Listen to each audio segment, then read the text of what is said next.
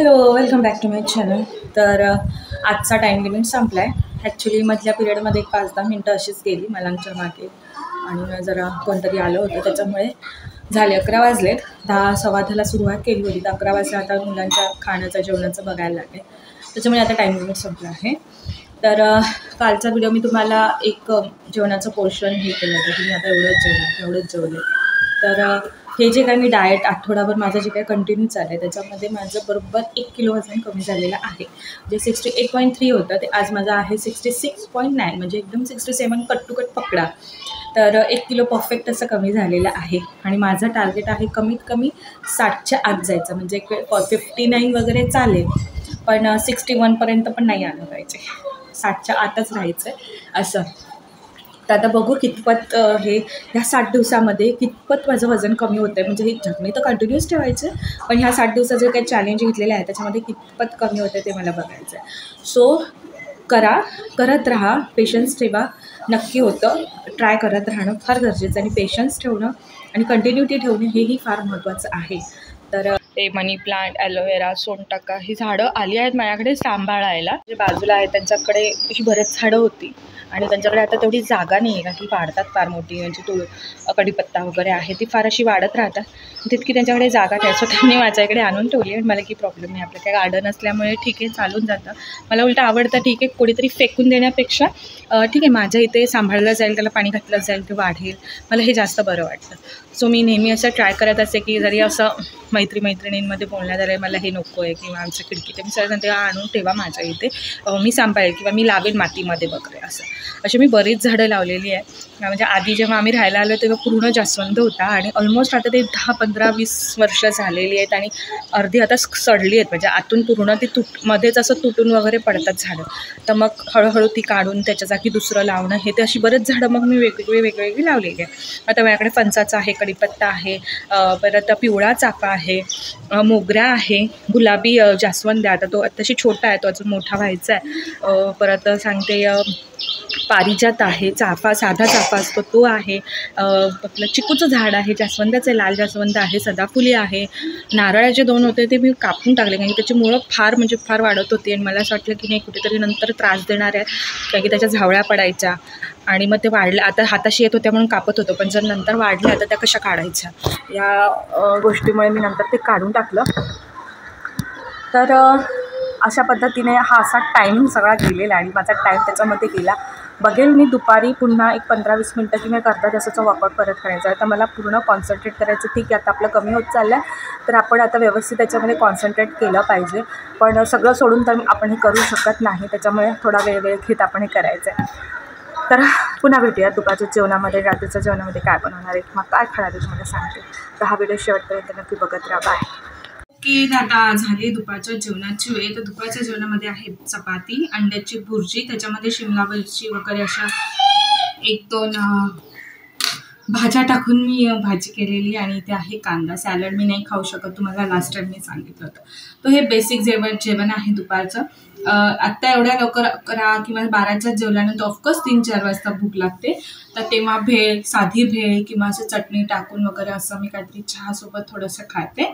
त्याच्यानंतर संध्याकाळी डायरेक्ट 8च्या आत किंवा अगदीच लेट टू लेट 9च्या आत माझं जेवण होतं. नाही की मुलांमुळे कधी वरखाली होतोच तो टायमिंग. तर सो आजचं तर दुपारचं जेवण इतकं सिम्पल आहे. तर आता मी एन्जॉय करते, जेवते मीन्स आता खूप भूक लागली आहे कारण की पुन्हा भेटूया संध्याकाळी. बाय.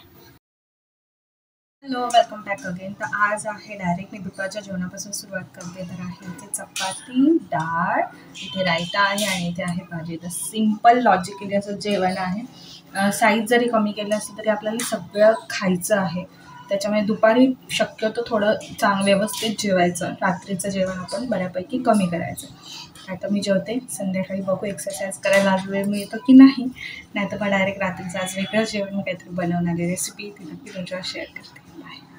ओके गाईज, तर संध्याकाळच्या जेवणासाठी इथे मी मखाने घेतले आहेत. आपण मखाने थोडेसे कढईमध्ये छान फ्राय करून घेणार आहोत, म्हणजे असे कुरकुरीत होतील तोपर्यंत त्याला आपण छान फ्राय करून घ्यायचं आहे. बारीक मंद गॅसवर करायचं आचेवर, कारण की ते लगेच करपू शकतात म्हणून. तसे छान कुरकुरीत होतील असे दाबून बघायचे आणि छान तसे भाजून झाले की काढून घ्यायचे.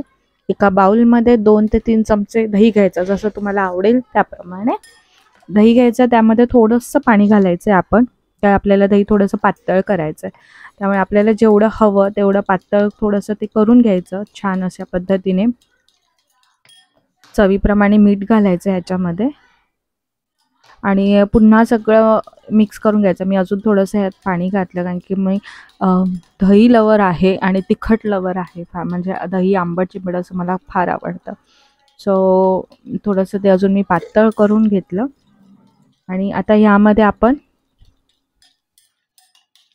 व्यवस्थित तुम्ही बघू शकता छान असं फेटून घेतलं आहे. आता ह्यामध्ये आपण हे मखाणे आहेत भाजलेले ते ॲड करायचे. मखाणे भाजताना मीठ वगैरे काहीच वापरायचं नाही आहे कारण की आपण ते दह्यामध्ये ॲड केलेलं आहे त्याच्यामुळे.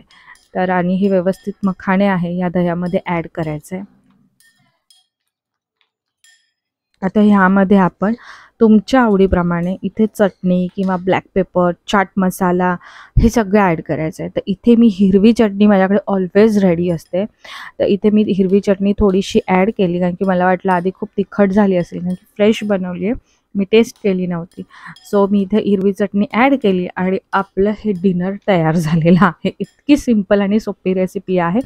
मखाने हे खूप छान असतात हेल्थसाठी आणि ह्याच्यावरती मी थोडंसं चाट मसाला टाकला आहे आणि आपलं तयार आहे. थोडीशी लाल मिरची पूड टाकली आणि आपलं दही मखाना इज रेडी. हे मी एवढंच बाउल घेतलं आहे, तुम्ही ह्याच्यापेक्षा जास्त पण घेऊ शकता. मखाण्याने वजन वाढत नाही, ते एक छोटंसं स्नॅक म्हणून किंवा असं डिनरसाठी खूप सुंदर आहे. पण माझं एवढं खाल्ल्यावर खरंच सांगते पोट भरलेलं होतं. तर आता मी दाखवते खाऊन तुम्हाला आणि लिटरली ऑसम टेस्ट होती. म्हणजे मी नेहमी मखाणे असे नुसते मीठ वगैरे टाकून भाजून खात होते, पण ही जी टेस्ट होती ना, आहाहा, अप्रतिम होती.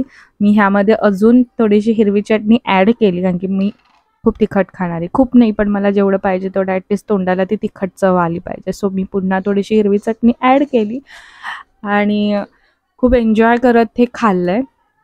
आपण जरी डाएट करत असलो किंवा आपल्याला जरी कमी खायचं तरी ते असं खायचं की आपल्याला त्याच्यापासून समाधान मिळालं पाहिजे. आणि एक नंबरच ऑसम ही टेस्ट होती. ते नक्की करून बघा, खाऊन बघा आणि मला नक्की सांगा. तर अशा पद्धतीने 12वा आणि 13वा दिवस संपत आलेला आहे. आता वाजलेत रात्रीचे 11 काय जास्तच वाजलेत आय थिंक. आणि अशा पद्धतीने हे दोन्ही दिवस संपलेले आहेत. आज तर काहीच वर्कआउट करायला वेळ मिळाला नाही. मे बी उद्या पण नाही मिळणार आहे कारण की जरा माझी पर्सनल कामं आहेत त्याच्यामुळे. आणि 12व्या दिवशी म्हणजे परवा मी रात्री काय जेवले होते मी नाही शेअर केलं कारण की मी एक किंवा 2 आय थिंक बॉईल एग खाल्ले असतील किंवा नसेल, मला आठवत पण नाही आहे.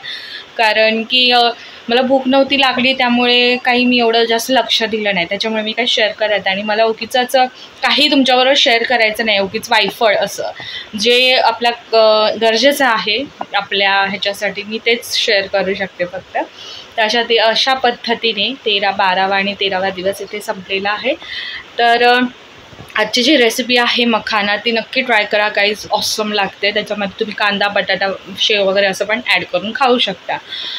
आणि पुन्हा भेटूया उद्याच्या नवीन वेगळ्या व्हिडिओमध्ये. तोपर्यंत मस्त खुश राहा, स्वतःची काळजी घ्या आणि थँक्यू सो मच. तुम्ही माझे व्हिडिओ आवडीने बघताय त्यामुळे सगळ्या सबस्क्रायबर्सना थँक्यू आणि व्ह्युअर्सना पण खूप खूप थँक्यू. बाय.